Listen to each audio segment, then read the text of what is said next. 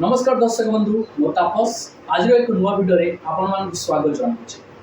देखु आसंता काली कृषक भाईना मानू सीएम किसान टंका मिलवा जाऊँगी।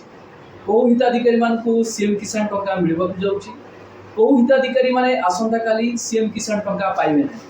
यह सहित आपण माने काली प्लानिंग करुथिबे सुना रूपा किनिबा पाए।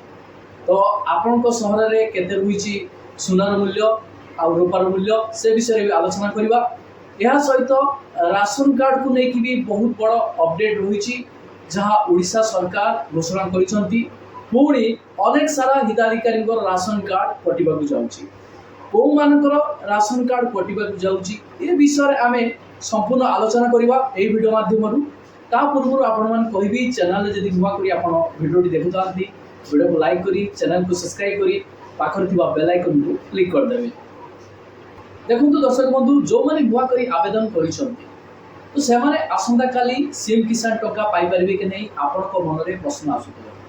तो मु आपण मान को कहबी जेतेबेले आपण फॉर्म टी को अप्लाई करूचंती आपण माने 6 टी प्रक्रिया देई आपण मान को गति करिया पई पड़िबो। तो आपण मान को प्रथम प्रक्रिया टी रहुची आपण मान को एप्लीकेशन बा फॉर्म कंप्लीटेड हेइतबा दरकार। ता सहित आपण मान को विशेष करी कहबा को गले आपण मानकर एही 5टी प्रक्रिया कंप्लीट हेइतबा दरकार जोटा कि आपनकर बीएडब्ल्यू वेरिफिकेशन कंप्लीटेड हेइतबा दरकार। ता सहित आपण मानकर ब्लॉक वेरिफिकेशन प्रक्रिया टी कंप्लीटेड हेइतबा दरकार। ता सहित आपण मानकर डिस्ट्रिक्ट वेरिफिकेशन कंप्लीटेड हेइतबा दरकार। तापरे आपण मानकर कलेक्टर वेरिफिकेशन हेइतबा दरकार। ता सहित आपण मानकर लास्ट रहिछि स्टेट वेरिफिकेशन सेटा भी कंप्लीटेड रहितबा दरकार। जदि आपण मानकर एही 5टा भितरु जदि गुटे भी पेंडिंग रहिला ताहाले आपण माने आसंता काली सीएम किसान टंका पाई परबे नाही। एहा सते भी अनेक यूट्यूबर भाई माने आपण मान को जणाउछंती सीएम किसान लो नुआ लिस्ट टी जारी होछि। एडा केते सत केते मिछ आपण मान को देखौछि।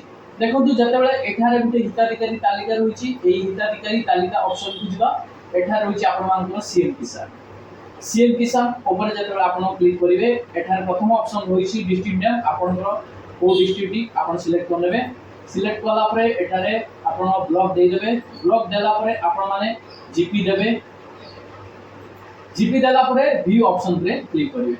तो यही व्यू ऑप्शन रे जब आप क्लिक करेंगे दुईटी पीडीएफ आपण मान को शो करूची।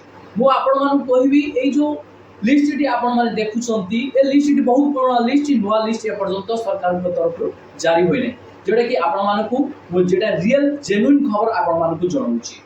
ता सहित आपण मानको मन रे प्रश्न आसुतो जे आसंता काली को माने सीएम किसान टंका पाइबे। जो माने कालिया योजना रे टंका पाउतले से माने सीएम किसान रे टंका पाइबे। जदि आपण माने ए तीनोटी कार्य करिथिबे आपण निर्द्वंद रे रुहंतु काली आपण सीएम किसान टंका पाइबे। तो कौन रही तीनोटी काम प्रथम कामटी रही आपण मानकर ई केवाईसी आपण ई केवाईसी प्रक्रिया टी जांच करिवे। आपण मानकर ई केवाईसी प्रक्रिया टी संपादन होईछि कि नै आपण माने थरे चेक करिवे। जदि आपण मानकर ई केवाईसी प्रक्रिया टी संपादन होई नै ताहाले आपण माने काली सीएम किसान टंका पाई परबे नै। द्वितीयतः आपण माने आपणकर अकाउंट रे डीबीटी एक्टिव अछि कि डीएक्टिव अछि आपण माने चेक करिवे। जदि आपणकर अकाउंट रे डीबीटी एक्टिव नाही डीएक्टिव हो जाइछि ताहाले आपण माने काली सीएम किसान टंका पाई परिबे नै। बहुत असुविधा आपण माने सम्मुखीन हेबे। ए डेबिट को नै बहुत सारा कृषक भाईना माने अछंती से माने जानि पारंतिनी जे तांको अकाउंट रे डीबीटी एक्टिव अछि कि डीएक्टिव अछि। आपण मान को ए डिस्क्रिप्शन ले डीबीटी केमती आपण मानकर चेक करा जाय लिंक प्रोवाइड कर देबी। सेथिरु आपण डीबीटी को केमिति एनाबल करि परिबे केमिति चेक करि परिबे से सब प्रोसेस आपण से वीडियो माध्यम रे पाई परिबे। तो आपण माने तृतीय रे एही कार्यटी करिया दरकार जोटा कि आपण मानकर कृषक पंजीकरण प्रक्रिया टी को आपण संपादन करबा दरकार। तो आपण मानको मन रे प्रश्न आसुतो तो जो माने कालिया योजना रे टंका पाउथले ए पर्यंत से माने कृषक पंजीकरण करि नांती से माने आसंता काली सीएम किसान टंका पाई परिबे कि नै। तो आपण मानको जणै रखुची आसंता काली आपण माने सीएम किसान टंका पाइबे। आपण मानको गोटे कथा कहिबी जदि सरकार को तरफ ए नियम टी रहिची आपण मानको कृषक पंजीकरण प्रक्रिया टी संपादन करिया पय पड़िबो। आपण माने लेट काई करूछो लेट कले आपण माने असुविधार सम्मुखीन हेबे। सेति पय कृषक मानको पय जो सरकार योजना आनिसंती आर्थिक सहायता रूपे आपण मानको प्रदान करूछंती से योजना माध्यम रे आपण माने से योजना अधीन रे जदि लाभ पाइबा पय चाहुछंती सरकार नियम आपण मानको मानिया पय पड़िबो ना। तो आपण माने कृषक पंजीकरण प्रक्रियाटी को संपादन करतु निकटस्थ जनसेवा केन्द्र को जाए। आसंता काली एही हिताधिकारी माने सीएम किसान टंका पाइबाकू जाउछन्ति। आ जो माने एही तीनोटी काम करि नाहंती, एही तीनोटी कार्य से असुविधार सम्मुखीन होउछन्ति, से आसंता काली सीएम किसान टंका पाई परिबे नाही।